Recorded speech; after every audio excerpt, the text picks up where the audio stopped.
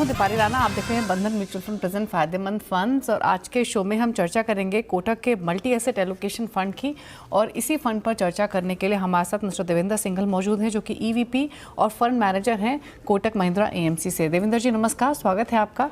और Kotak multi asset allocation fund, इस fund की कमेंडेबल परफॉर्मेंस रही है अगर हम पास्ट परफॉर्मेंस स्पेशली देखें। एंड एज नेम इंडिकेट, हर कोई अंदाज़ा लगा सकता है कि अलग अलग किस्म के एसेट में इस फंड के थ्रू एक्सपोजर एक इन्वेस्टर को मिलेगा। लेकिन इस फंड की बारीकियों को समझने से पहले क्विकली मार्केट पर अंडरस्टैंडिंग आपकी क्या है उसको जान लेते हैं। तो इस साल की शुरुआत से ही काफ़ी वॉलेटाइल मार्केट्स रहे हैं with regards to news flow, with regards to price performance. अब यहाँ से आगे के लिए ट्रैजेक्टरी मार्केट की आप कैसी एक्सपेक्ट कर रहे हैं, कंसीडरिंग ग्लोबल एक रिस्क फैक्टर, ट्रम्प टैरिफ वाला रिस्क फैक्टर एक कंसिस्टेंटली बना हुआ है, लेकिन जीएसटी का booster, strong economic stance India का, ये कुछ फैक्टर्स क्या सपोर्ट करेंगे आगे भी मार्केट मोमेंटम को? क्या एक्सपेक्ट करें यहाँ से रिमेनिंग ईयर के लिए?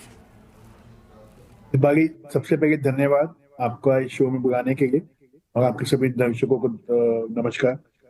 सी मार्केट ने फरवरी के लो के बाद एक अच्छा रुझान लिया था ऊपर की तरफ, और काफी हमने कभी जो नीचे का गैप था उसको काफी कवर किया। पिछले साल सितंबर में जब हमने हाई के बाद मार्केट लगातार नीचे जा रहा था, वहां से काफी रिकवरी भी आई है, बट अभी भी हम सितंबर लो से थोड़े से कम ही हैं। आपने जो कहा कि गवर्नमेंट ने बहुत सारे स्टेप्स लिए हैं, पहले इनकम टैक्स रेट कट हुआ, फिर आरबीआई ने इंटरेस्ट रेट भी काटे, अभी जीएसटी का आ गया, तो ये सब डेफिनेटली एक बहुत ही अच्छे सूचक है बाजार को ऊपर लेके जाने के लिए। बट यहाँ ये भी कहना सही होगा कि इंडिया यूएस के साथ एक बहुत बड़ा ट्रेडिंग पार्टनर है, या वो गुड्स हो या सर्विसेज हो।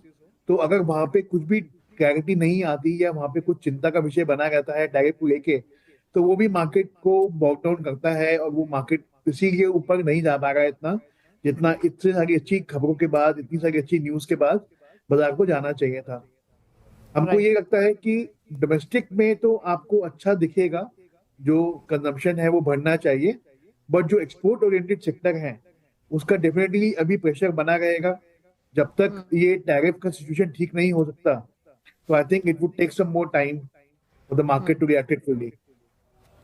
अच्छा देवेंद्र जी, ये एफआईज क्यों लगातार माल बेच रहे हैं? Across global economies Indian markets को लेकर काफ़ी ऑप्टिमिस्टिक व्यू है, बुलिश व्यू है, बट एफआईज की सेलिंग के पीछे क्या कारण आप देख रहे हैं? आई थिंक थोड़ा सा सेलिंग तो इसके वजह से भी है क्योंकि बाकी इमर्जिंग मार्केट्स थोड़ा ज्यादा लुक्रेटिव हो गए हैं, बशर्ते उनके जो पिछले कुछ सालों का प्रदर्शन था और जो वैल्यूएशन मल्टीपल हमारी मार्केट का उनके हिसाब से था, तो हमारी मार्केट थोड़ा सा ओवर वैल्यू लग रही है स्पेसिफिकली इमर्जिंग मार्केट के सामने। तो थोड़ा फ्लो वहां पे भी गया है। तो बट जैसे जैसे ग्रोथ आएगा, हमारी मार्केट ग्रो करेगी, हमें पूरी उम्मीद है एफआईज वापस बाजार में आ जाएंगे। ओके, चलिए एक्सपेक्ट ये करते हैं एफआईज वापस बाजार की तरफ लौटते हुए दिखाई दें। क्विकली एक सवाल और मार्केट्स पर, उसके बाद हम मल्टी एसेट एलोकेशन फंड की चर्चा करेंगे। अगर हम अब तक की अर्निंग्स देखें, स्पेशली पिछले 2 क्वार्टर्स की, क्योंकि अगर हम इन दोनों क्वार्टर्स में देखें तो पहले काफ़ी चिंता दिखाई दी, थोड़े से अब हालात स्टेबल होते हुए दिखाई दिए हैं, मैनेजमेंट की कमेंट्रीज में थोड़े बहुत ग्रीन शूट्स दिखाई दिए इस बार, बट ओवरऑल अर्निंग रिकवरी आप कब तक एक्सपेक्ट कर रहे हैं? देखिए, पिछले 2 क्वार्टर के नतीजे हालांकि बहुत बड़ी नेगेटिव सरप्राइजेस नहीं आए हैं, बट अगर आप कंसेंसस अर्निंग्स देखें पूरे साल का या उसके अगले साल का, तो डेफिनेटली वहां पे थोड़ा सा डाउनग्रेड हुआ है। तो जो हम FY26 का अर्निंग पहले डबल डिजिट एक्सपेक्ट कर रहे थे, मार्केट अब उसको हाई सिंगल डिजिट पे एक्सपेक्ट कर रहा है। बहुत बड़ा चेंज FY27 के नंबर पे नहीं आया है, बट वो बाजार ऐसा ही है, जैसे जैसे आप आगे जाते रहते हैं वो उसको मॉडरेट करता रहता है। तो ऐसा कहना ठीक नहीं होगा कि बाजार में अर्निंग्स कम नहीं हुए हैं। अर्निंग्स डेफिनेटली थोड़ा मॉडरेशन तो हुआ ही है एक्सपेक्टेशन के अंदर, बट हमारा ये व्यू है कि जितना भी अभी तक सरकार ने कदम उठाए हैं, आरबीआई ने कदम उठाए हैं, मॉनसून अच्छा रहा है, जो इन्फ्लेशन है उसकी दरें कम है, तो इनका सबका असर हमको अगले 2 तिमाही के नतीजों से दिखना शुरू होना चाहिए फॉर श्योर। बट जैसा मैंने पहले भी कहा कि एक्सपोर्ट हमारा एक बड़ा सेक्टर है, कंट्रीब्यूटर है, और जहाँ पे यूएस के एक्सपोर्ट्स को लेके जो अभी अटके लगी हैं, जो आशंकाएं हैं, जो टैरिफ के कारण वो थोड़ा ठप हो गया है, वहां पे उसका प्रेशर उन क्षेत्रों में दिखेगा। बट उसके अलावा बाकी क्षेत्रों में आपको अच्छे नंबर देखने चाहिए, ऐसी हमारी उम्मीद है। ओके, चलिए एक्सपेक्ट यही करते हैं कि यहाँ से हालात बेहतर हों, एफआईएस की तरफ से पैसा वापस इंडियन मार्केट्स में आता हुआ दिखाई दे और earning recovery as soon as possible देखने को मिले। लेकिन चलिए अब बात करते हैं Kotak multi asset allocation fund की। और सबसे पहले तो इनफैक्ट इस फंड के क्या इन्वेस्टमेंट राशनाले आपका इस फंड के पीछे रहा है, कौन सा कैटेगरी ऑफ ये फंड है, वो बताइए। देखिए, मल्टी एसेट एलोकेशन फंड जो है ये कि हाइब्रिड कैटेगरी का फंड है, जहाँ पे आपको मिनिमम 3 एसेट क्लासेस चाहिए होती हैं। तो हमारे जो फंड में मिनिमम 65% इक्विटी रहता है, मिनिमम 10% डेट रहता है और मिनिमम 10% कमोडिटी रहती है। ठीक है।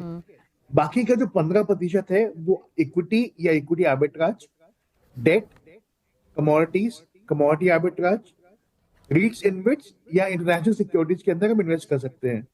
तो एक्चुअली में कहा जा सकता है कि वाकई में हरफनमौला फंड है, जो इंडिया में आज की डेट में कोई भी एसेट क्लास है वहां पे निवेश करने के लिए ये फंड काबिल है, और इसको हमने उसको अप्रूव किया हुआ है उस सिक्योरिटीज को, एसेट क्लास को लेके। जैसा मैंने कहा कि मिनिमम 65% इक्विटी और इक्विटी आर्बिट्राज है, तो सबसे पहला एलोकेशन, जो सबसे बड़ा एलोकेशन इक्विटी को लेके ही होता है, जिसको एक हम मॉडल के बेसिस पे हम ये हमारा फंड चलाते हैं कि वहां पे कितना इक्विटी एलोकेशन होना चाहिए। इक्विटी एलोकेशन का मतलब है नेट इक्विटी एलोकेशन हमारा कितना होना चाहिए। उसके बाद डिपेंडिंग ऑन कौन सी अपॉर्चुनिटी बेहतर दिखती है, वो पैसा इक्विटी में जाता है या डेट में जाता है या कमोडिटी में जाता है या बाकी एसेट क्लासेस के अंदर जाता है। ओके अच्छा, तो जो आपने 65%, 10% डेट, 10% कमोडिटी बताया देवेंद्र जी, ये एक सेट एलोकेशन है, यानी मैंडेटरी एलोकेशन है कि इतना करना ही होगा। और प्लस अगर हम हाइब्रिड कैटेगरी की बात करें, जिस तरीके की मार्केट कंडीशन इस समय बनी हुई है, जहां वॉलेटिलिटी भी देखने को मिली है, ऐसे मार्केट, हालांकि म्यूचुअल फंड्स के लिए कहा जाता है कि लॉन्ग टर्म का व्यू लेकर चलें, एसआईपी का रूट सबसे बेस्ट रहता है, बट करंट मार्केट सिनारियो में इस कैटेगरी ऑफ इस तरीके के जो फंड्स होते हैं वो कितना सूट करते हैं? इनफैक्ट दीपाली, ये जो कैटेगरी के फंड हैं ये हर समय इन्वेस्टर्स को सूट करते हैं, क्योंकि इसमें आप एसआईपी भी कर सकते हैं, आप लमसम भी कर सकते हैं, क्योंकि एसेट एलोकेशन का जो कॉल है वो फंड मैनेजर आपके लिए लेता है। निवेशक के लिए एसेट एलोकेशन का कॉल फंड मैनेजर लेता है। और जैसा आपने कहा कि 65, 10 एंड 10 ये तो मिनिमम है ही, क्योंकि इसका टैक्सेशन जो है वो इक्विटी टैक्सेशन है, तो हमको 65 इक्विटी और इक्विटी आर्बिट्राज के अंदर बनाना ही पड़ता है। बट हमारा जो नेट इक्विटी है, इसमें हम उसको नीचे लेके जा सकते हैं 20% तक, और ऊपर के अंदर 80% तक हम इसमें इक्विटी डाल सकते हैं। तो 20 से लेके 80% तक का नेट इक्विटी हमारा इसमें हो सकता है। बट क्योंकि ये इक्विटी टैक्सेशन प्रोडक्ट है, तो इक्विटी और इक्विटी आर्बिट्राज हमेशा 65% मिनिमम रहेगा। आपने कहा कि जो बाजार में उठापटक होती है, वोलेटिलिटी होती है, तो उसके अंदर ये फंड कैसे काम करते हैं। सी, अगर आप ग्लोबल स्टडीज देखिए तो 95% ऑफ जो इन्वेस्टर का रिटर्न होता है ना, वो एसेट एलोकेशन के ऊपर ही डिपेंड करता है। तो जिस तरह के आपका एसेट एलोकेशन होगा, उसी टाइप का आपका रिटर्न आपको एक्सपेक्टेड होना चाहिए। तो यहाँ पे आपको पूरी फ्रीडम है कि आप जो सा एसेट क्लास अच्छा करने की उम्मीद होती है, वहां पे ये फंड अपने आप को पोजीशन कर सकता है और इन्वेस्टर के लिए फायदा कर सकता है। अच्छा देवेंद्र जी, जैसे आपने अपना एग्जिस्टिंग कॉम्पोजिशन बताया इस फंड का, तो यही कॉम्पोजिशन रहा है नियर पास्ट में, या फिर इसमें कुछ बदलाव किए गए हैं, इक्विटी में कम ज़्यादा या कमोडिटी में कम ज़्यादा? दीपाली, ये हमारा एग्जिस्टिंग कॉम्पोजिशन नहीं है। हमारा एग्जिस्टिंग कॉम्पोजिशन के अंदर इक्विटी और इक्विटी आर्बिट्राज कोई 68% है। ओके। कमोडिटीज जिसके अंदर हमने सोना और चांदी लिया हुआ है, वो कोई 21% के आसपास है। बाकी हमारा डेट के अंदर पोजिशनिंग है। अच्छा, ये सोने चांदी में 21% एलोकेशन कब से है आपका? ये हमारा मार्च अप्रैल से हम कोई 16-17% के आसपास थे, वहां से ये बढ़कर अभी 21% हो गया है। ओके, और अभी आउटलुक क्या है आपका सोने चांदी के भाव को लेकर, और कितना ऑप्टिमिस्टिक हैं आप कमोडिटीज पर? देखिए, हमारा व्यू ये है, जब भी यूएस के इंटरेस्ट रेट डिक्लाइन होते हैं, तो वहां पे आपको प्रेशियस मेटल्स के अंदर एक काफी अच्छी उछाल देखने को मिलती है। तो उसकी उम्मीद से ही ये सब चल रहा है।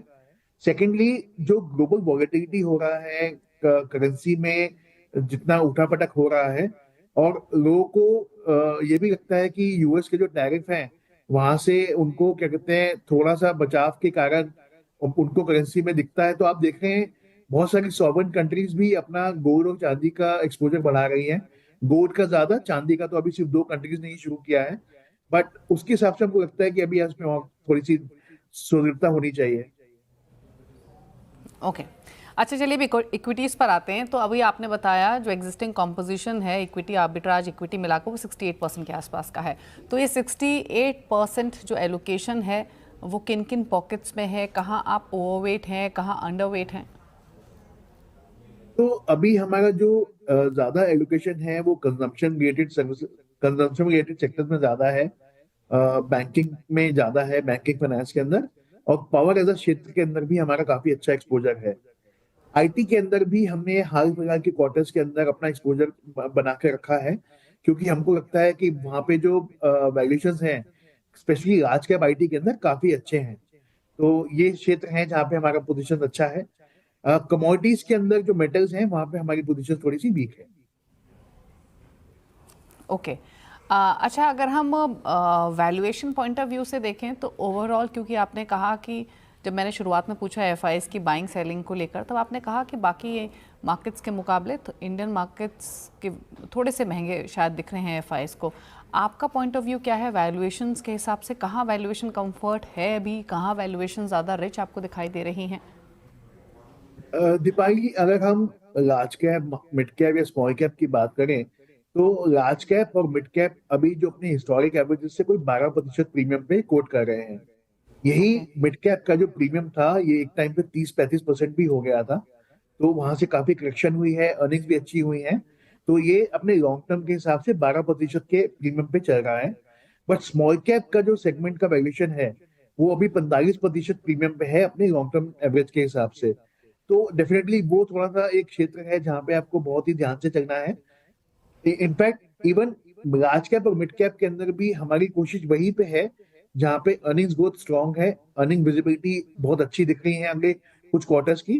तो हमको लगता है कि मार्जिन ऑफ सेफ्टी वहीं पे है जहाँ पे अर्निंग्स ग्रोथ अच्छे हैं। तो GARP as a valuation methodology को देखते हुए हमने इनमें यहाँ पे निवेश किया है। Large cap, mid cap, small cap सभी क्षेत्रों में निवेश है।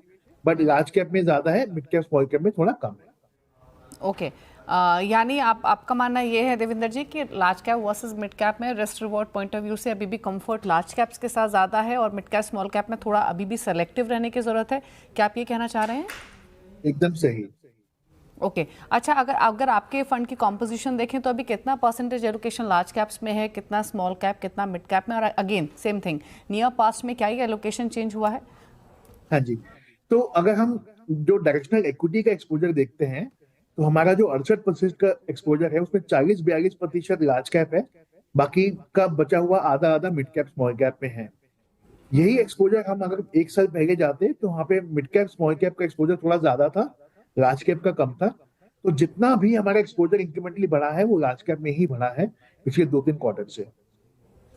ओके अच्छा, क्योंकि आपने बैंक्स फाइनेंशियल्स का जिक्र किया तो ओवरऑल जो पूरा बैंक और फाइनेंशियल स्पेस है यहाँ पर कितना परसेंटेज एलोकेशन है? क्या मान के चले सबसे ज़्यादा एक्सपोजर इस पॉकेट में है फंड का? और दूसरी बात, अर्निंग पॉइंट ऑफ व्यू से, ग्रोथ पॉइंट ऑफ व्यू से आउटलुक क्या है आपका? स्पेशली अगर हम कॉर्पोरेट अर्निंग्स के पॉइंट ऑफ व्यू से देखें तो क्या व्यू है बैंक्स फाइनेंशियल्स पर?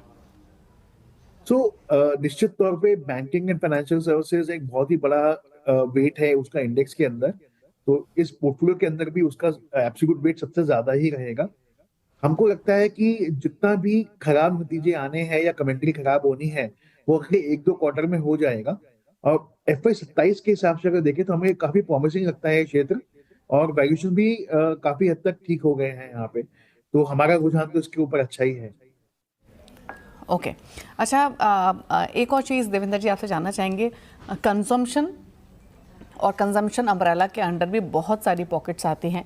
हम बजट से कंजम्पशन थीम की बात कर रहे हैं, जब से टैक्स एडवांटेज मिला कंज्यूमर्स को और अब एक जीएसटी का बूस्ट मिलता हुआ दिखाई दिया है अगेन कंजम्पशन थीम को, जो कि फर्दर आगे की तरफ लेकर जाएगा। आपका व्यू क्या है इस पूरी कंजम्पशन थीम पर? आपने कितना एक्सपोजर लिया हुआ है इस फंड के थ्रू? और वैल्यूएशन की बात हो या ग्रोथ की बात हो, कौन सी वो पॉकेट है कंजम्पशन अम्ब्रेला के अंडर ही जहां पर सबसे ज़्यादा भरोसा आपको दिखाई दे रहा है? तो दीपाली, कंजम्पशन बहुत ही अच्छा थीम है हमारे हिसाब से, अगले 1.5-2 साल के हिसाब से भी। और जो अभी पिछले 3-6 महीने में हुआ है, पहले इनकम टैक्स रेट कट हुआ, फिर इंटरेस्ट रेट कट हुए, अभी जीएसटी कट हो गया, इसके बाद अगले साल आपको पे कमीशन का भी इम्पैक्ट उस पर नजर आना चाहिए। तो हमको लगता है कंजम्पशन एज अ थीम काफी टाइम से एक पिटी हुई थीम थी। इनफैक्ट सितंबर 2021 के बाद बहुत सारे ऐसे स्टॉक्स थे इस थीम में जिन्होंने अच्छा प्रदर्शन नहीं किया। हमको लगता है कि यहाँ से ये चेंज होना चाहिए और आपको दिखेगा कि कंजम्पशन स्टॉक्स पिछले 2-3 साल की कंपैरेटिवली उनको अच्छा हमको प्रदर्शन की अपेक्षा है इन सब क्षेत्रों से। हैविंग सेड दैट, यहाँ पे वैल्यूएशन सस्ते नहीं हुए हैं क्योंकि ग्रोथ एक्सपेक्टेशन अभी भी बहुत म्यूटेड ही और बहुत ज्यादा हाई ग्रोथ एक्सपेक्टेशन नहीं है। मार्केट भी वेट एंड वॉच मोड में है कि कितना जीएसटी का इम्पैक्ट कंजम्पशन पे आएगा और उसका पूरा असर आने कितने क्वार्टर के बाद दिखना शुरू होगा बैलेंस शीट के अंदर। जैसा कि जीएसटी का रेट कटा है, I don't think any company उसको प्रॉफिट के अंदर लेके जाएगी। ऑपरेटिंग लीवरेज से जो प्रॉफिट आया वो आया, बट अभी तो सारा दारोमदार कंजम्पशन को बढ़ाने में है। उसके बाद आने वाले समय में बताएगा कि कितना प्राइसिंग पावर भी उनके पास आता है, कितनी डिमांड सुदृढ़ रहती है, कितना ग्रोथ रहता है। बट हमको लगता है कि ये सेक्टर जो पुराने 2-3 साल में उसने किया है, वहां से डेफिनेटली एक इम्प्रूवमेंट आएगा। अब वो कितना इम्प्रूवमेंट आएगा वो तो अगले 2 क्वार्टर के नतीजे ही बताएंगे, बट हमको उम्मीद इससे ज्यादा है। यहाँ पे जो क्षेत्रों में हमारा रुझान ज्यादा है वो है कंज्यूमर सर्विसेज और ऑटोमोबाइल्स एज अ सेक्टर, जहाँ पे स्पेसिफिकली नीचे तबके के जो डिमांड है, एंट्री लेवल व्हीकल्स, वहां पे हमारा रुझान ज्यादा है। हमको लगता है कि महंगाई की मार से, कोविड की मार से और रेगुलेटरी के कारण बहुत समय से ये जो सेगमेंट है इसने अपना पूरा कंट्रीब्यूशन नहीं किया है। तो आने वाले समय के अंदर इस सेगमेंट का कंट्रीब्यूशन ज्यादा होना चाहिए और वहीं पे हमारा थोड़ा ज्यादा जोर है।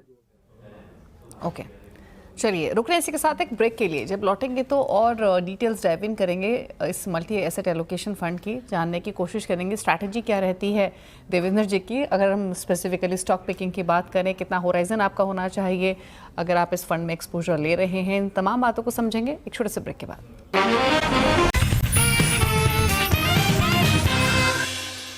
ब्रेक के बाद आपका स्वागत है। आप देख रहे हैं बंधन म्यूचुअल फंड प्रेजेंट फायदेमंद फंड्स और आज के शो में हम बातचीत कर रहे हैं Kotak multi asset allocation fund की। और इसी पर बातचीत करने के लिए मिस्टर देवेंद्र सिंघल हमारे साथ मौजूद हैं जो कि ईवीपी और फंड मैनेजर हैं कोटक महिंद्रा एएमसी से। देवेंद्र जी, स्वागत है आपका ब्रेक के बाद। अब बात करते हैं आपकी स्टॉक पिकिंग स्ट्रैटेजी की। तो जब भी आप स्टॉक्स पिक करते हैं इक्विटीज़ में, फिर चाहे वो लार्ज कैप्स हों, मिड कैप्स हों या स्मॉल कैप हों, एग्जैक्टली आपके पैरामीटर्स क्या रहते हैं स्टॉक पिकिंग के? आई एम श्योर बहुत सारी चीज़ें जहन में होती होंगी, फिर चाहे वो वैल्यूएशन हो, कॉर्पोरेट अर्निंग हो, कॉर्पोरेट गवर्नेंस हो, कितनी वैल्यू आगे दिखाई दे रही है, अपॉर्चुनिटीज़ क्या दिखाई दे रही हैं। बट आपके वो 3-4 इंपॉर्टेंट कौन से पैरामीटर्स होते हैं जिनके बेसिस पे आप स्टॉक पिकिंग करते हैं? दीपाली, बहुत ही बढ़िया सवाल। और मैं सिर्फ इसी फंड के बारे में नहीं, कोटक की एज अ फिलॉसफी के बारे में आपको बता सकता हूँ कि हमारी जो इन्वेस्टमेंट फिलॉसफी है वो 3 पैरामीटर्स के ऊपर डिफाइंड है। BMB। बी मतलब बिजनेस, कितना बढ़िया बिजनेस है, कितनी उसकी उम्मीदें हैं आगे, कितना उसका बड़ा साइज हो सकता है, क्या उसकी प्रॉफिटेबिलिटी है, इसके अलावा उसका रीच क्या है, कंपटीशन क्या है, ये सब। जब हम एम की बात करते हैं तो हम बात करते हैं मैनेजमेंट की, कितनी एफिशिएंट मैनेजमेंट है, क्या पेडिग्री ऑफ मैनेजमेंट है, प्रमोटर का इन्वॉल्वमेंट कितना है, प्रोफेशनलाइजेशन कितना है, माइनॉरिटी शेयर होल्डर के प्रति वो कितने सुजग हैं, और कॉर्पोरेट गवर्नेंस के प्रति उनका कैसा रवैया है, पे आउट रेशियोज कैसे हैं, ये सब। और अंत में हम आते हैं वैल्यूएशन के ऊपर। Apart from all the other parameters जहाँ पे हम ROE, ROCE, पे आउट, फ्री कैश फ्लो देखते हैं, कोटक एज अ हाउस एक फिलॉसफी पे विश्वास करता है जो है गार्ड, यानी कि ग्रोथ एट रीजनेबल प्राइस। हमको महंगी चीजें, क्वालिटी की महंगी चीजें नहीं चाहिए, हमको सस्ती चीजें नहीं चाहिए जहाँ पे बिजनेस खराब है, हमको अच्छी ग्रोथ वाली कंपनी चाहिए। उसके लिए हम एक रीजनेबल प्रीमियम पे करने को तैयार होते हैं। इंडिया का जो मार्केट है वो एक ग्रोथ मार्केट है और हमको लगता है कि यहाँ पे लोग जो निवेश करने आते हैं वो ग्रोथ को देखते हुए आते हैं। तो growth is very very paramount to our valuation methodology. तो जिन जिन स्टॉक्स के अंदर ग्रोथ नहीं है या उसका विजिबिलिटी इंप्रूव नहीं होगा, उसको डेफिनेटली हम अवॉइड करते हैं। और जहां पे ग्रोथ है, ऐसा भी नहीं कि हम कुछ भी उसके लिए वैल्यूएशन दे देंगे। हमारे वैल्यूएशन पैरामीटर्स के अंदर अगर वो ठीक बैठता है तो हम उसको जाके उसमें जाके निवेश करते हैं। तो B, M and then B. Okay और कभी भी कोई बदलाव करने हो पोर्टफोलियो में या फिर कोई भी कंपनी जो आपने पिक की है पैरामीटर्स पर खरी नहीं उतर रही है, कितना समय उस स्टॉक को, उस कंपनी को दिया जाता है एक बार अगर चुन लिया जाए पोर्टफोलियो में? चेंजेस या फिर एलोकेशन बढ़ाना कम करना, इसको लेकर क्या आपकी रणनीति रहती है? तो दीपाली, हम लोग अपने पोर्टफोलियो को हमेशा रिव्यू करते रहते हैं ऑन एन ऑनगोइंग बेसिस। और अगर मान लीजिए कोई फंडामेंटल चेंज हो गया, तो अगर कल आज हमने कोई स्टॉक लिया और कल कोई फंडामेंटल चेंज हो गया, मान लीजिए कुछ कोई पॉलिसी चेंज हो गई या कुछ मैनेजमेंट में कुछ उठापटाई हो गई जो हमको ठीक नहीं लगता, तो we are happy to move out of the stock. अगर हमको लॉस भी लेना पड़े तो हम उसमें झिझकिचाते नहीं हैं। बट अगर उसके फंडामेंटल हमारे हिसाब से इम्प्रूव कर रहे हैं, बट उसका प्राइस उसके हिसाब से नहीं मूव कर रहा है, तो we have enormous patience to see कि वो स्टॉक करता रहे। जब तक फंडामेंटल हमारे उसके हिसाब से मूव कर रहे हैं, वी आर नॉट वरीड कि उसका प्राइस रिफ्लेक्ट कर रहा है कि नहीं कर रहा। बिकॉज हमने मार्केट में देखा है कि जो रीरेटिंग होती है उसको होते हुए टाइम नहीं लगता। जब होती है तो एक बार में ही उसका पिछले कुछ सालों का अंडर परफॉर्मेंस पूरा कैप्चर हो जाता है आउट परफॉर्मेंस के अंदर। तो as long as the fundamentals are fine, we are very good to hold the stock. If there's a change, we are more than happy to change the stock even at a loss therein. जो आपने कहा कि portfolio में change करना है तो क्या है, एक्चुअली में अगर आप देखें तो री इन्वेस्टमेंट रिस्क जो है वो एक बहुत ही बड़ा रिस्क है जो बहुत सारे लोग उसको दरकिनार कर देते हैं। अगर आज मैं कुछ स्टॉक को बेच रहा हूं तो मुझे उस स्टॉक से बेहतर स्टॉक चाहिए अपने पोर्टफोलियो के अंदर। तो अगर मुझे वो मिलता है और इम्पैक्ट कॉस्ट के बराबर या उसको एडजस्ट करते हुए, I can find another good stock which can give me better return than my existing stock, more than happy to change that in the portfolio accordingly. Okay अच्छा, एक चीज़ और देवेंद्र जी, अगर हम इस साल की शुरुआत से लेकर अब तक देखें, पिछले 6-8 महीने देखें बाजार के, कुछ मेजर एलोकेशन चेंजेस आपने किए क्या इस फंड के पोर्टफोलियो में? तो जैसा मैंने बताया, सेक्टोरल वाइज तो हमारा बहुत बड़ा चेंज नहीं हुआ है, बट हमने इंक्रीमेंटली जो हमारा बड़ा एक्सपोजर है वो लार्ज कैप में ज्यादा गया है मिड कैप के मुकाबले। ओके ठीक है। अच्छा, अब इन्वेस्टर पॉइंट ऑफ व्यू से देखें तो एक चीज़ और आपसे समझना चाहेंगे, अगर कोई भी इन्वेस्टर एसआईपी शुरू करता है या लमसम करता है इस फंड में, एटलीस्ट कितना होराइजन लेकर चले, रिस्क एपेटाइट उस इन्वेस्टर का कैसा होना चाहिए? टिपिकली हाइब्रिड फंड्स या मल्टी एसेट फंड्स का जो रिस्क एपेटाइट है वो प्योर इक्विटी फंड से थोड़ा सा कम होता है। बट हम डेफिनेटली बोलेंगे कि कम से कम 3 से 5 साल का होराइजन तो आपको लेके ही चलना चाहिए ऐसे फंड में निवेश करने के लिए, क्योंकि यहाँ पे इक्विटी एक बड़ा कंपोनेंट होता है। तो जहां भी इक्विटी है वहां पे आपको 3 से 5 साल का तो होराइजन रखना ही चाहिए हमारे हिसाब से कम मैं कहूंगा 3, आइडियली 5 साल का एक समय निवेशक को रखना चाहिए ऐसे फंड्स के लिए। ओके ठीक है। अच्छा, एक फाइनल क्वेश्चन मार्केट्स पर, और क्योंकि म्यूचुअल फंड इन्वेस्टर हूँ या डायरेक्ट एक्विटी इन्वेस्टर हूँ, मार्केट पर अंडरस्टैंडिंग और रिस्क को समझना बहुत इंपॉर्टेंट है। अगर हम डोमेस्टिक और ग्लोबल दोनों फ्रंट पर देखें देवेंद्र जी, तो आपके हिसाब से कुछ रिस्क हैं जो कि इम्पैक्ट डाल सकते हैं गोइंग फॉरवर्ड? देखिए, डोमेस्टिक साइड पे तो अभी हमको रिस्क कम लग रहे हैं, बट ओवरसीज या विदेश की तरफ से हमको रिस्क थोड़ा ज्यादा लग रहे हैं। स्पेसिफिकली ये जो ट्रेड ट्रीटी का जो तलवार लटकी है हमारे सर के ऊपर, जब तक ये नहीं जाएगा तो एक बड़ा रिस्क है हमारी इकोनॉमी के ऊपर, और उसका एक पूरा इम्पैक्ट है काफी सारे क्षेत्रों पे डायरेक्टली और इनडायरेक्टली। तो अगर ये सिचुएशन ज्यादा लंबा खिंचता है तो डेफिनेटली ये हमारी जीडीपी के लिए भी अच्छा नहीं है, और ओवरऑल इकोनॉमिक ग्रोथ के लिए भी इसमें थोड़ा सा स्लो डाउन दिख सकता है अगर ये लंबा चला तो।